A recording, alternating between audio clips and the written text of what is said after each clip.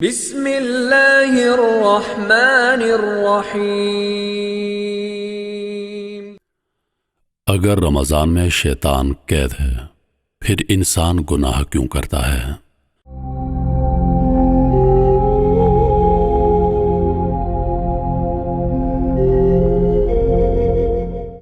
ماہ رمضان المبارک کی جب آمد ہوتی ہے تو تمام علماء کرام کی زبانوں پر ایک مشہور حدیث گردش کرنے لگتی ہے۔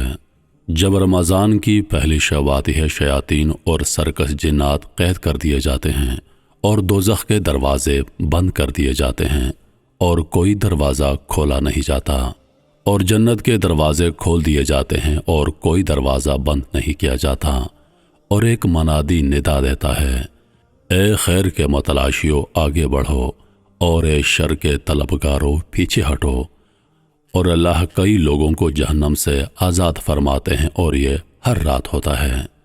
یہ حدیث ہم نے بھی کئی دفعہ سنی اور کتابوں میں بھی پڑھا ہے، لیکن اس کے صحیح اور درست مفہوم تک شاید ہم ابھی تک رسائی حاصل نہیں کر سکے۔ حدیث پاک کا ظاہری مفہوم تو یہی ہے کہ رمضان کی آمد پر شیاطین قید کر لیے جاتے ہیں، لیکن شیاطین کے قید کیے جانے سے کیا مراد ہے؟ کیا واقعتاً شیطانوں کو زنجیروں میں جکڑ دیا جاتا ہے اور انسانوں کو ان کے وسوسوں سے محفوظ کر دیا جاتا ہے؟ اگر یہ مفہوم مراد ہو تو یہ سوال باقی رہتا ہے کہ پھر انسان کو معصیت اور نافرمانی اور برے کاموں پر کون سی چیز آمادہ کرتی ہے؟ کیونکہ ہم دیکھتے ہیں کہ بہت سے انسان رمضان کے مہینے میں بھی گناہوں میں ملوث ہوتے ہیں، اور اگر حدیث شریف کا یہ مفہوم نہیں ہے اور شیطان کے قید کیے جانے سے حقیقتاً قید کرنے کا معنی نہیں، تو پھر حدیث شریف کا صحیح اور درست مفہوم کیا ہے، اور علماء نے اس کے بارے میں کیا بیان کیا ہے؟ آئیے علماء کے اقوال کی روشنی میں حدیث شریف کا صحیح مفہوم سمجھنے کی کوشش کرتے ہیں۔ انسان گناہ کیوں کرتا ہے؟ سب سے پہلے تو یہ جان لینا چاہیے کہ انسانوں سے گناہ کیوں سرزد ہوتے ہیں، کون سی چیز گناہوں پر اکساتی ہے۔ انسانوں کو گناہ کی دعوت دینے والی دو چیزیں ہیں۔ اول تو شیطانی وسوسے۔ شیطان ہر ممکن کوشش کرتا ہے کہ وہ انسانوں کو گناہ میں مبتلا کر دے۔ اس کے لیے وہ مختلف حربے اور طریقے استعمال کرتا ہے۔ وہ انسانوں کے دل میں مختلف وسوسے اور خیالات پیدا کرتا ہے، جن کو انسان قبول کرتا ہے اور گناہ میں ملوث ہو جاتا ہے۔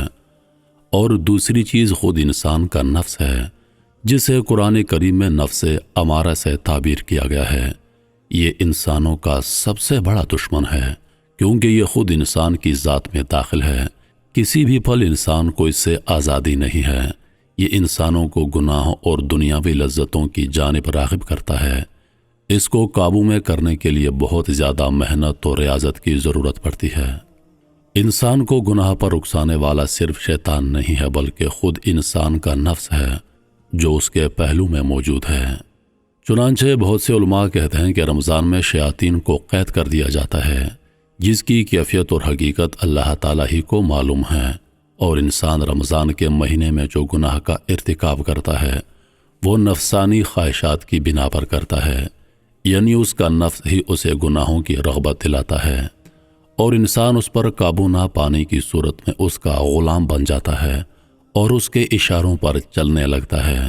علامہ حافظ ابن حجر رحمۃ اللہ علیہ حلیمی سے نقل کرتے ہوئے فرماتے ہیں کہ شیطان کے قید کیے جانے سے یہ مراد ہو سکتا ہے کہ شیطانی وسوسے مسلمانوں پر اثر انداز نہیں ہونے پاتے، کیونکہ مسلمان روزہ، تلاوت اور دیگر مشقت اور عبادتوں میں مشغول رہتے ہیں، جس کی وجہ سے شیطان کے ورغلانے اور بہکانے کی قوت متاثر ہوتی ہے، اور مسلمانوں پر اس کا کچھ اثر ظاہر نہیں ہوتا، اور جو لوگ عبادت کا احترام نہیں کرتے ان پر شیطانی وسوسے اثر انداز ہو جاتے ہیں اور وہ گناہوں میں مبتلا ہو جاتے ہیں۔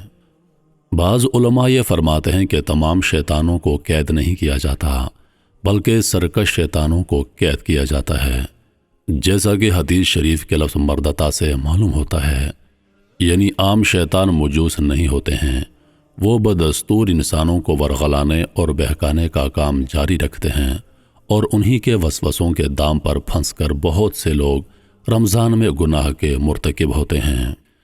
بعض علماء کہتے ہیں کہ شیطان 11 مہینے انسانوں پر اپنا اثر ڈالتا رہتا ہے، اور یہ اثر انسانوں کے اندر اس قدر بھر جاتا ہے اور مضبوط ہو جاتا ہے کہ شیطان 1 ماہ قید بھی رہے تو اس کے ڈالے ہوئے اثر کے نتیجے میں انسان گناہوں میں مبتلا رہتا ہے۔ شیخ ابن عثیمین رحمۃ اللہ علیہ سے جب اس کے متعلق دریافت کیا گیا تو آپ نے فرمایا کہ یہ حدیث ان امور غیبہ میں سے ہے جن کے متعلق ہماری شان یہ ہونی چاہیے کہ ہم اسے تسلیم کریں اور مان لیں اور اس کے متعلق کوئی کلام نہ کریں، کیونکہ یہی مسلمانوں کے ایمان و اعتقاد کے حق میں بہتر ہے۔ چنانچہ جب حضرت عبداللہ بن احمد بن حنبل نے اپنے والد امام احمد سے اس کے متعلق دریافت کیا تو آپ نے 2 ٹوک لفظوں میں یہ جواب دیا، یعنی حدیث میں یہی ہے، اس کے متعلق کسی کلام کی گنجائش نہیں، ہمیں تسلیم و تصدیق کرنا چاہیے۔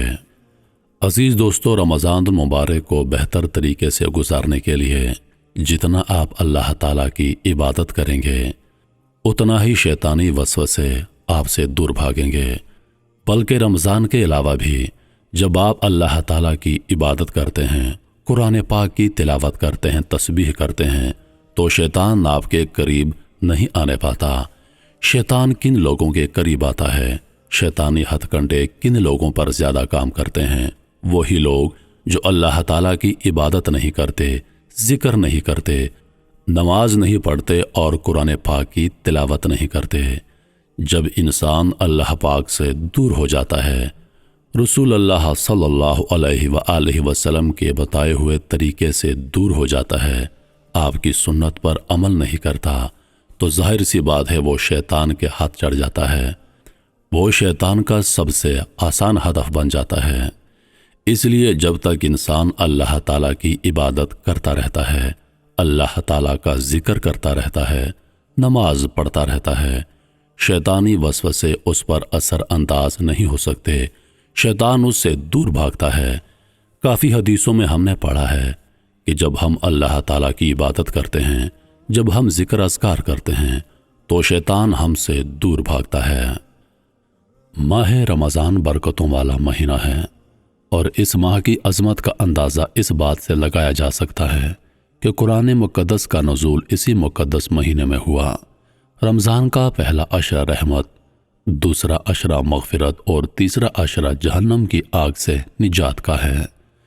رمضان کا چاند نظر آتا تو حضور پاک علیہ الصلوۃ والسلام فرماتے، یہ چاند خیر و برکت کا ہے، یہ چاند خیر و برکت کا ہے، میں اس ذات پر ایمان رکھتا ہوں جس نے تجھے پیدا فرمایا۔